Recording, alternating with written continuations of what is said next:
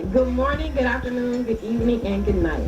Welcome to the Fly With Us podcast. This podcast is bringing the art of conversation, self love, self care, mental health care and protection, life lessons, love lessons, and everything in between. Today's topics will be all about creativity. The self care assignment is coming from creativity. Your mindfulness moment is going to be about getting that brain engaged to be creative. I'm Lady Bounce. Hello, Miss Lee. Okay, so we both work with children. We both like to engage those brains to be creative. So, Our topic is going to be from boredom to boardroom. Engaging are you creatively? What are some things that you do to engage your kids? You done had these kids been in class all day long. They tired. Yeah. They irritated when they come in and they see you in the afternoon snack. and they just had that afternoon snack, which is all sugar and probably not very nutritious. And they see you, and here you come. You about to give them more work. Yeah, and they definitely sometimes some of them come in. Oh. So one of the things I do is we do the Right Life Declaration, where we do that together. And for one, there's a lot of affirmations in there. So I get them going with that. And they in there, I am enough. I'm more than what you think of me. So they're going through that. They do that. And then I ask them, how was their day? So they shooting off stuff.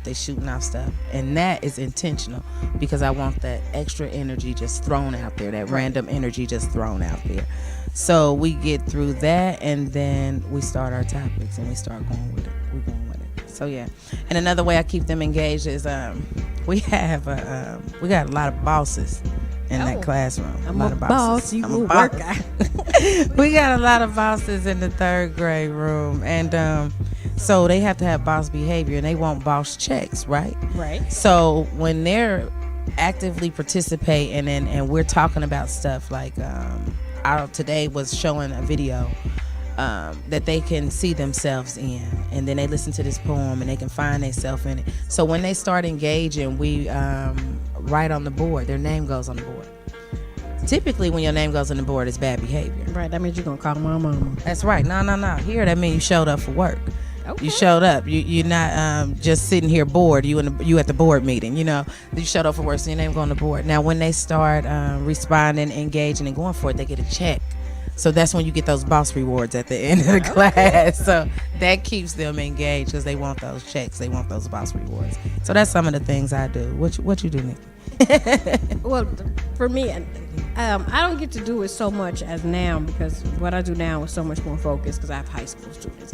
But having my fourth graders, and when I had kindergarten, first and second graders, we colored. We would color in class. We did arts and crafts. I would have people walk in my room and they go, "You got these kids sitting down and they're quiet. How did you do that?" Well, first of all, I'm like, I study brain science. I know that's right. I got music playing. I have the lights dim.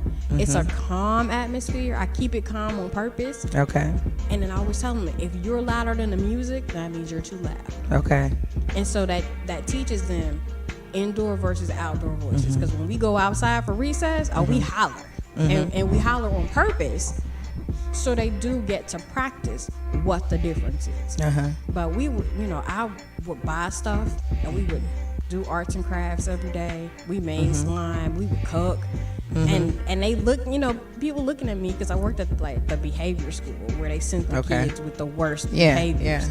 And so people would walk by my room and be like, "I can't believe you got this one. That he's sitting down and he's engaged. How did you do that?" See, and we have like we're writing. So writing, you've been writing all day. They already bored. So like once I was like, had a whole bunch of CDs at home. I'm like, let's see what we can do with these CDs. They look like, oh, what we gonna do with this? What we gonna do with this? Right. So it's something different. I always try to do something what they don't expect. So it's kind of like a shock value there. So they like, what we doing with it? So instead of just thinking poetry, now you got a CD here and you putting it in your book. What you doing with it? Then you got a mirror. Okay. So I try to keep them their imaginations going. And I'm constantly saying, what word is on your mind? Having them, they're always letting me hear words so we can create from that point to keep them engaged. Now, have they figured out because a lot of people say, well, I write poetry, but I can't rap, or I can rap, but I can't write a poem. Have they cognitively figured out that a rap and a poem is the same thing? And the older students have. I'm not so sure the younger ones are quite there yet, but because they're doing more free verse and other elements of poetry, using alliteration, onomatopoeia, things like that. So I'm not sure yet, but I'm gonna go back a little bit to where you talked about the music. Yes, that set in that scene, that helps too, because I know when we do just the free writes, I put on music as well, like a meditative music, to kind of let them know now's the time where we chilling and thinking and focusing. We're not actually chilling, we focusing, you know. Right. So yeah, that helps too. And so do they ask you, why are you playing that weird music? Because Yeah, it's and they not say, what they're and, used to. yeah. And I heard that's stupid. What is that? What is that? You don't got no. And I just go shh. Just listen. Let the what is it? Yeah. Remember that movie Kingdom Come? And she was like, let the sweet gum take effect. Oh, I ain't seen it, but I like it. I'm gonna use it in the classroom. Let the yeah. sweet gum take effect. Yeah, just chew the gum. Because like there's a scene where with Toni Braxton and everybody's like in an uproar and in a tizzy, and they looking at her and she's so calm and they're like, how are you so calm? And she said, sweet gum. They're like, what? So she gives her a piece of gum. She said, just let the sweet gum take effect. I was like, yes. I like that, Lady Bounce. And use your words in a tizzy. Use your words. Come on now. So me as me personally, I'm a creative person, but then when I run into people like you, or people who are able to really be creative and not be shy about it, and be out there and make money from it, I'm like, I look at that and I go, man, I guess I'm not creative. You are definitely creative, definitely. So I'm gonna be talking to you after we get done. Like, hey, Lady Bounce, give me some of them ideas for his classroom. But yeah, the creativity is, for me, I think is definitely like it's a gift from the Most High God. All of us in this great mind, that's what we're here for. We're here to create. Right. So it's like endless. We always should be thinking of something to create. And you created a masterpiece for me. I'm honored. That's fried salmon. Okay. So I'm not creative in that kitchen. You talking about making tartar sauce, I'm sitting here like, yep, I'm gonna need that recipe. So yeah, we all got our creative gifts. So now, yeah, I'm creative like with computer graphics and like making stuff and I'm crafty. Like in my classroom, I used to be like, man, I'm gonna get my Martha Stewart and B. Smith on today. And my assistant used to look at me like, I had a male assistant. I swear he would look at me and be like, Jesus. And he would say stuff like, oh, I know you get on your husband's nerves.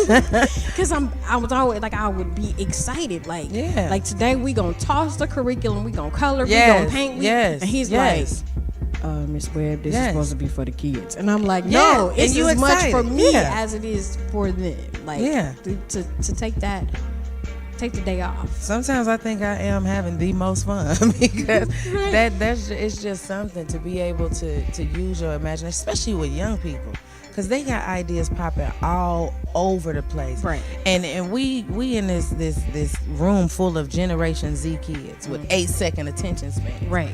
You can't just be standing up here writing, we're gonna do this poem today. Oh no. They popping out ideas. Somebody hollering chicken and we talking about our skin color right now.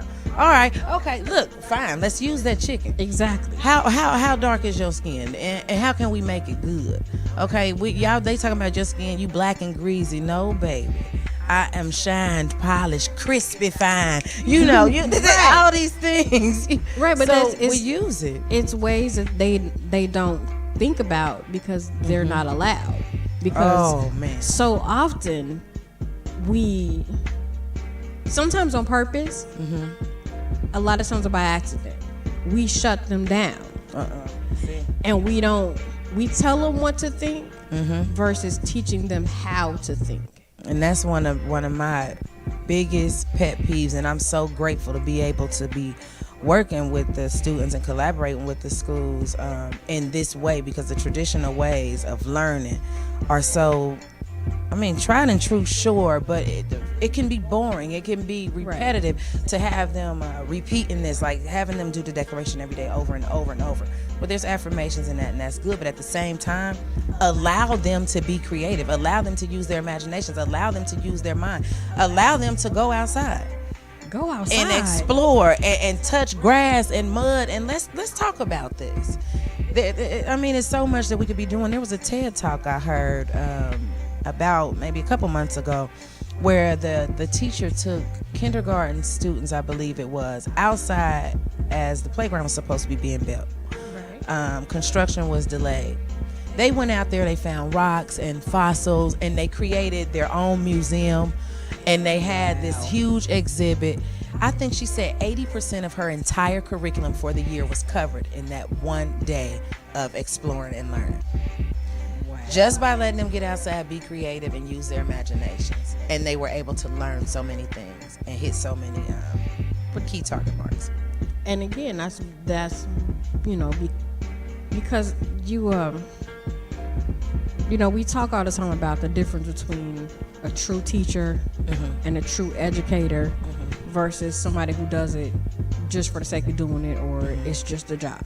Those true teachers, those true educators, they find those creative ways to get the curriculum in there. You can have fun. The kids can have fun. Yeah. You need to have fun in your classroom. They need to be able to have fun. Exactly. Because of all the mandates from the state and the federal government and all of these things that you cannot control that have to happen in your classroom. It doesn't mandate how those things happen. Okay. It just says they have to happen. So you think they need to create more into their curriculum, or they need to write fun into their curriculum? You need to create lessons. Here's the standard. This is what you got to teach. Okay. This is what the law says you have to teach. But the law doesn't say how you have to do it. So if your standard, for example, is that you're going to teach rhyme and alliteration, do we have to do it by reading this old dusty book? Or can I find an a cappella song and slow it down, and we snap out, we clap out a different rhythm than the way that the song is made? Exactly. Like making your phone, instead of ringing, it meows. That's what it does. Exactly. So in that moment, you've taught them it's okay to be me. It's okay to be creative. And maybe I didn't like the beat to that song anyway, and I can go home and say, Mama, guess what I did today? Yeah. That's what you want kids to do that. When parents pick their kids up from school and they go, what did you learn today? And the kid says nothing. Or what did you do today? And the kid says nothing. And you accept that answer, that's a problem, that they don't have a better answer. Yeah. So when the opportunities are given or created, if you will, then their answers become different when they come home. Yeah. Now, for high school kids, that's a little bit different because everybody's just focused on graduating, and they don't really care about the fun piece necessarily. They just want to do the work, get it done, and get going. But they want it to be interesting work too. They want it to be meaningful to them. But it's not like in elementary school where you have to build that fun in. You have to, because if you don't, that's why our dropout rate is so high, because by the time they get to high school, they're done with memorizing and regurgitating the same facts, the same information, the same old boring way. I mean, and the sad part about it is what I've seen. I applaud teachers. I applaud you. Man, because it's a task, and I'm used to just being free and loose and creative, and so many times I've seen almost like the children are programmed, and they're kind of what seems fearful to be loose and be free in that way. Like, here's your time. They're giving us permission to be free and create here. Here's your time. So they're slow to warm up to that process, but I applaud you, teachers, to design a curriculum, to get the lessons in. I applaud it. And I'm equally happy when you embrace inviting creative approaches to teaching and learning. So yeah, let's stay creative. Yeah. So you talked about a little bit about the mantra that your students recite every day, and I think that is incredible. Mantras are fabulous. I think the mantra that you have for your kids is probably the best one that I've heard. Wow, thank you. Because it says to them, I have value just being myself. Yeah, so they say, I want to say, because I didn't say it in entirety. So it says, I am enough. I'm more than what you think of me. Ask me how I know, because my thoughts, they help me see. I am the only, and they say, extraordinary me. I am a legend. Creating a legacy. And this is my favorite part when they say, and I believe in my destiny. And I have them say that twice.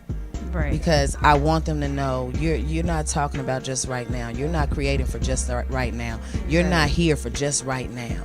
You have a future. There's so much more. Right. There is so much more to you. You are a living legend. There is no other you. And I want them to know that, and I want them to hold firm to that. Yeah, I really, really do. And once that is there, then they have a little more confidence. Like, come on, let's do this thing. Let's do this. And you let them know that their words have value, their words have power. Their imagination is the most powerful thing that they possess. That they can think over certain situations. We had a group of kids last round where there was so much darkness and despair, and they came up with this entire concept that we are the light. The light is inside of us.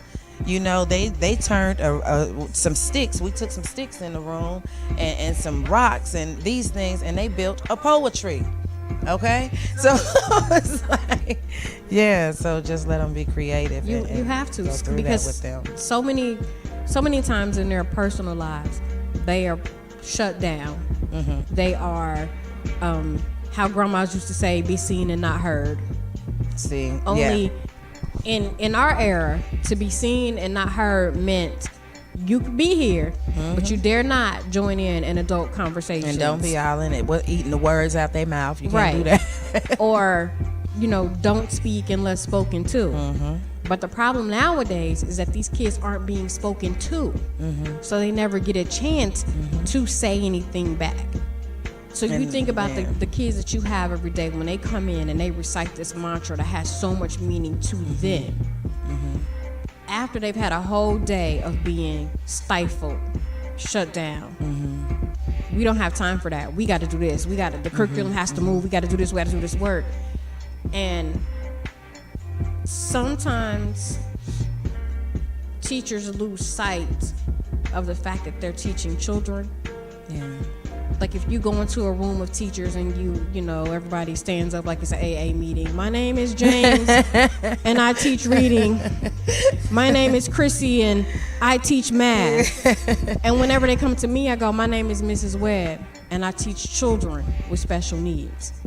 And they kind of look at me and they like, what is that about? I don't teach a subject. I don't teach reading. I don't teach math. I teach children who have deficits in various areas. And I know I know this. I went to this one training a couple years ago, and the lady looked at me and was like, "You could have just said what subject you teach." she was like upset about it, and I'm like, I believe that words have power. They do. And so I'm not gonna stand up in a room and say, I teach math, I teach reading. Yeah, that's just like today when they were doing their I ams. They were writing through, and one student just said, I am a girl, simple like that. I was like, that's what? all? What? I said, ask me what I am. Please ask me what I am, because I am ready to tell you. I was like, I am the moon. I am a butterfly. I was like, I am majestic. And I was like, you might not see that. Right. That's what I want to see from you. I want to see you, not what I'm looking at physically. Tell me with these words, what's inside of you that nobody gets to see. Right. Write it here. And that's one of the things that I let them know coming in, is that I'm there to create with them. Let's create together. We can create. I am a creative. Right. So you are indeed. And I said, I feel like the best way for you to learn this art form is by doing it. So let's create and do it. And that's the best way to show them the beauty of poetry and the power of their words is by actually allowing them to do it. You know, without all the technicalities and all the technical stuff first. Like, more about stanzas in that first. We'll get that part later. Right.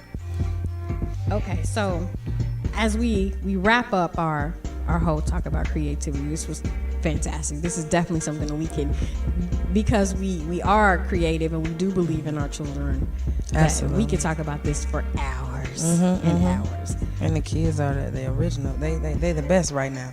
Those little imaginations, come on now. They are, and they are lucky that they have somebody like you every day that comes in, and you as well, allows them to do that.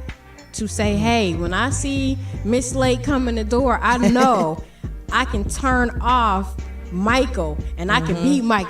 Come on, yes. And she accepts me for being Mike because Mike has value.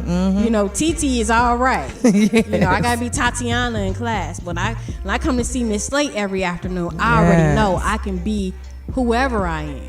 I'm grateful for that. I can breathe. I can untuck my shirt and let my little stomach hang out. I can do that. Oh yes, I even uncovered and let them see how creative my hair was. Absolutely. So for today, we're gonna switch up the order a little bit. We're gonna do the mindfulness minute first, and then I'm gonna give the self-care assignment. So you can do the mindfulness minute. So the mindfulness minute, this is good because y'all know I believe in painting life in color with words. So as a kid, you probably spent hours coloring with markers, crayons, and colored pencils. You would try to be very careful to stay inside the lines. Coloring can still be fun and relaxing as an activity. Go out and buy your favorite coloring tool, whether it's a 64 pack of crayons, thin markers, or colored pencils. Pick up a coloring book as well. Spend the afternoon coloring away. You won't have to worry about staying inside the lines now. So that should take the pressure off. Go ahead and paint your life in color. And so with that, I was out at the store the other day, and I picked up this awesome little book. And it says, Color Yourself Zen, Postcards. It's 50 tranquil passages to color and share. And in this book, there's really great pictures, and you can color them, and then you can even put a little note and somebody's address and a stamp and send it in the mail, which I got this because I have a student who's currently incarcerated, and I have a friend whose son is currently incarcerated, and every week I drop them something in the mail. Good stuff. So it's usually just a card or just a little something that says keep your head up. Somebody on the other side is thinking about you. And for my friend's son, I often I let them both know you made a mistake. But this does not define you. This doesn't have to be your life. You're going to get past this. And then for my friend, the mother, I send her something every week as well because it's got to be rough for her. Her other two children are grown. Her baby is locked up. So she's alone every day. She just has her cat. And she makes jokes about being the crazy cat lady. So I try to keep her encouraged and keep both of them encouraged as well. So I'll definitely be. I applaud you on that because a kind word goes a long way, and a handwritten message. My God, come on with it. I know. I handwrite it and I mail it. Remember, in the real mail. This is why we want you to fly with us. We want to keep the lines of communication open. And Lady Bounce taking it a step further with a simple note card, a postage stamp, and she's gonna go on a journey to the mailbox. To the mailbox, and I do, and I know, and people look at me like, you mailing a letter? Yes, exciting. I'm like, yes, I do. I do it every week because I just want them to know I'm thinking about you. That's beautiful. Somebody's thinking about you. That's beautiful. I got your back, even if you don't think so. And if you use these, you're getting your therapy too. Color. Right. So I'm gonna get my therapy on color, and I'm gonna drop them in the mail. So with that, your self-care assignment for this episode is also dealing with being creative. It says set aside 1 hour. Now I know an hour seems like a lot. Do 30 minutes. But after the day's chores are done, turn off the television and turn on your creativity. If you have children, fantastic. let them join you as well. If you're working with kids, before choosing your craft, please consider the ages involved and base your choice on difficulty, safety, and time constraints for short attention spans. You can go online and get crafty ideas. You can visit a craft store like Michael's or Joann's for hands-on inspiration and to pick up supplies you will need. Please remember, the point of this activity is to have fun. Have fun. So ignore the pictures of how the craft is supposed to turn out and have a good time. Use your imagination and let the craft take on your personality and preferences. I used to tell my students all the time, there is no wrong way to be creative. Oh, come on. And my second graders would go, oh, I messed up. I got to throw it away. I want to start over. No, there's no wrong way to be creative. Everything you do is right. Something similar. Maya Angelou said, you can never run out of creativity. Like, you can't. I like that. Yeah. So these are good. I like that. So we'll move on to our brain science. You know, I had to get it. I had to. So this brain science is going to talk about generating ideas. Okay. So a lot of people say, "Oh, I'm not creative. I can't think of anything. I can't think of what to do." I'm going to give you got 5. writer's block. Oh, yes. So I'm going to give you 5 concrete steps to get your brain to generate new ideas. So James Webb Young, no relation, says an idea is nothing more or less than a new combination of old elements. The capacity to bring old elements into new combinations depends largely on the ability to see relationships.